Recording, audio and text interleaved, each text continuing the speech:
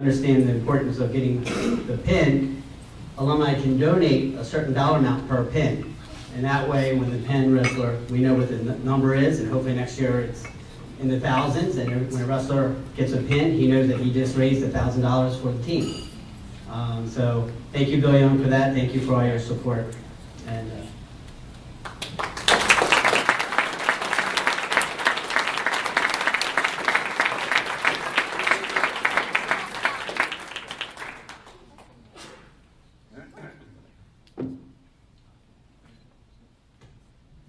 Mike is said for dwarfs.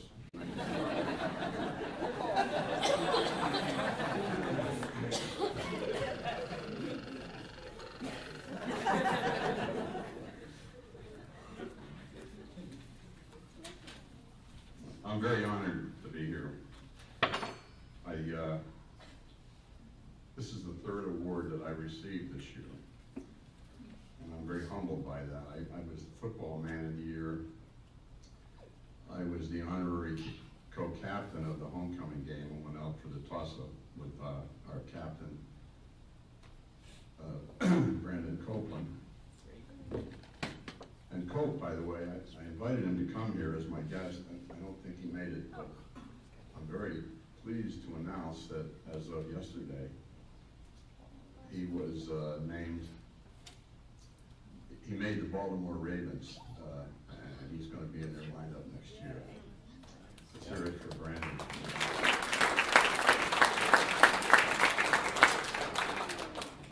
I played my last game of football 56 years ago, in 1957. And after the game, I sat in front of my locker, grass-stained, blood-stained, tired, and I cried. And the reason I wept was that I suddenly realized, it came over me, that I was never going to take my football helmet off again, or my shoulder pads, or my number 33 jersey. It was a very sad moment for me, because football had become incredibly important to me in my life, and it still is. A lot of you have asked me about my health, and I really do appreciate that, because most of you know, or a lot of you do know that I'm a stage 4 cancer patient right now. And the good news is I'm not in any pain. The bad news is that I'm tired all the time. I'm undergoing chemotherapy now. I can't drive a car anymore. My son drove me down here. But I'm hoping to be around for another year or two so I can watch my beloved Quakers get that EIWA trophy back where it belongs, right?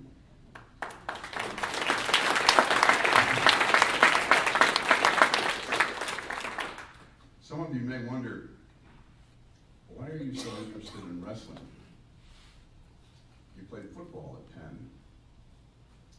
And I say, well, you know what, here's how it happened. I went to a high school that didn't have wrestling, Dover High School in North Jersey. Well, I know where that is. And I went from there to Petty Prep School as a postgraduate and made all-state football, etc., and that's what helped me get into Penn. Well, when I went to Petty,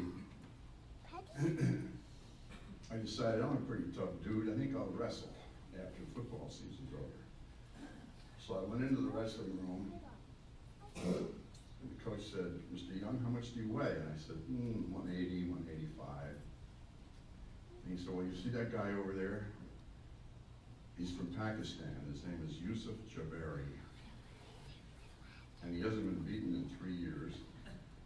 And he weighs exactly what you weigh. He's been our state champion. So go get a singlet on and tangle up with him. Big mistake. He made such a monkey out of me. He had me in such pain so fast that I knew right then and there my wrestling career was over. So, but I developed a love for the sport, just working out with those guys after classes each day. Never wrestled in a meet. And then when I went to Penn, I never missed a match. I went to every match.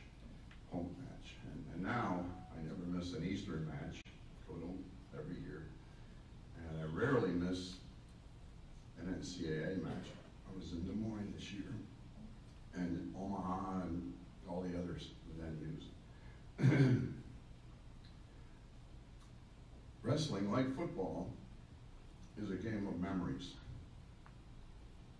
And I have developed such a keen interest in the wrestlers at Penn for the past 10 or 12 years. It's had an incredible impact on my life. And I'm going to share a few of those with you guys, and I'm sorry that the guys I'm mentioning are not here today. I know at least one or two of them is, but I was hoping some of these other guys would make it. Maybe some of you remember Mason Lenhart. He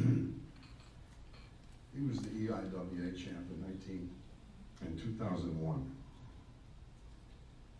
And Mason did something that no other Penn wrestler has ever done in the history of Penn wrestling. In the brackets, as he was working his way toward the championship, he wrestled an opponent whose name was Alice. You remember that? Yeah. Princeton had a girl wrestler that he had to go out there and wrestle. It was a no-win situation for the guy. I mean, if he lost to her, forget, it's over, you know. And if you beat her, you think, I'm bully. But he won, and that's the only time, and I was there, that's the only time I've ever seen a collegiate wrestling match where it was male against female. I mean, he had some fun with her out there, actually. Another memory that sticks in my mind was Doug McGraw. I don't think Doug's here either. And somebody told me he's a doctor now, by the way. Anybody, is that true? Anybody know that? Yeah. Doug McGraw was the EIWA champ in 2004. And he was losing, I was there, he was losing by 3 points with about 20 seconds to go. And he got into one of those cement mixers, turned the guy over, tilted him, got a few back points, and he beat him at the buzzer. I think it was Corey Cooperman from Lehigh. And I'll never forget Roger Rena jumping up and down, his hair going all over the place. And Doug, that's a match that you just don't forget when a guy comes from behind and wins in the final seconds. Matt Bellini, EIWA champ, WA champ, 2004, NCAA champ, 2006, beat Chris Fleeger from Purdue out in Oklahoma City, 2007, beat Coleman Scott out in Detroit, Auburn Hills. I was there. But the match that I will never forget, and neither will he, this is kind of sad, but he beat a guy up at Ithaca, Cornell guy, and I was there, named Adam Fry. Some of you guys may remember that name. He died of testicular cancer a couple of years ago. But he was undefeated coming into that match. And Matt got him in a guillotine or something. I don't know what it was, Matt, but Matt told me after the match, he said he would have had to chew my arm off to get out of that hole. And he beat him, and I was down there as the first guy to hug him. And Matt, of course, he knows this, he's my all-time favorite wrestler. And he's just my all-time favorite guy. I just love his kid. It's like a family man to me. I mean that. And then we come to Matt Eveleth. Oh, here's another guy that did something that was supernatural almost. He was wrestling, I forget where it was. I think it was at Penn, but East Stroudsburg, the Easterns, right? The heavy favorite that year was Troy Dickerson, who hadn't lost a match. And here comes this little Evelyn kid. And he, in the middle of the match, he reverses him and got him in a hold that nobody could get out of. I forget what you called it. What was it? Headlock. That guy could not move. And here's Evelyn on the top of the podium, with Troy Nickerson below him. And I think Troy was NCAA champion the year before it. He had an incredible record at Cornell. Raleigh Peterkin is not here either. Raleigh's another one of my favorite guys. He was the EIW champ in 2008. He was in a match with a guy from Hofstra named Ruggs, they called him Ruggs, Rugarello, very tough kid. And Rugarello got him in an ankle pick and had him hopping around on one leg. I said, uh-oh, he's gonna trip him and the match will be over. And Raleigh did a backflip that brought the house down. I've never seen this move before. Were you there, Matt? No, that's just outside. Okay. He just did a total backflip out of Rugarello's hands and ended up pinning him, and the place went absolutely nuts. Micah Burak, huh? One of my favorite guys too, with his brother Gabe, and of course his brother Nathan, who I wanted to go to Penn, and he's at Iowa. Is that where he is? Iowa. He's doing well out there. God bless these guys. They've been incredible wrestlers for Pennsylvania. Micah lost to eventual NCAA champion Cam Simez by 1 point. It was a defensive point and escape, who went on to win the Nationals. But Micah, the match that I won't forget, and neither will you, was in, I forget the year, you'll have to help me out on this one. I think it was an EIWA match, and you were wrestling a guy from Army, Richard Starks. Huh? He's nodding, he knows. And Michael likes to lock up with these guys, you know, head to head with a 2-on-1 or whatever you call it. And he pulled one of his patented Burak moves called a lateral drop that was so slick, I'll never forget it. And then he ended up pinning the guy. And that was a move that I wish you had done more often, because nobody did it like you did. Lateral drop, right? Remember that one? He's a stubborn guy. I tell him to keep doing that. He said, I'll do it my way, you know. Okay, I'm through recognizing these memory makers, but I want to make another little plea for my U-Pin fund. It's important. It's important to me, it's important to Penn Wrestling. And by the way, did I hear somebody say 4 pins this year? I think I got billed for like 20. Do you count the ones in practice? I wasn't counting the ones you guys do in practice.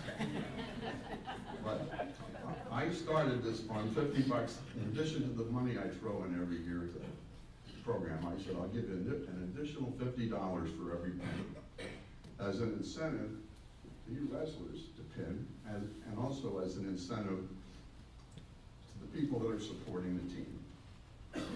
And I don't care whether they get $50 a pin, or $5 a pin, or $100 a pin, but I'm gonna ask you and all your friends that like Penn Wrestling to join this program. Cornell, believe it or not, raised some $84,000 with a similar program last year. They have so much more support than we do, and I don't know whether it's because the word isn't getting out or whatever it is. I'm making a plea to you guys to make a commitment to send in. Rob will keep track of it, even though he's not a good bookkeeper. I found that out tonight. And he'll send you an extra bill at the end of the year for whatever it is. That's all I have to say. I just want to end up with a little adage that my football coach, Steve Sebo, said to us on our final game in my career, 1957. Thanksgiving Day, we always played Cornell at Penn in those days. Right before we went out on the field, he said, gentlemen, I want to re-quote an old Scottish adage. If you want to be happy for 2 hours, get drunk. If you want to be happy for 4 days, get married. If you want to be happy for a week, kill your pig and eat it. And if you want to be happy for a lifetime, beat Cornell. Well, we did, and I've been a happy man ever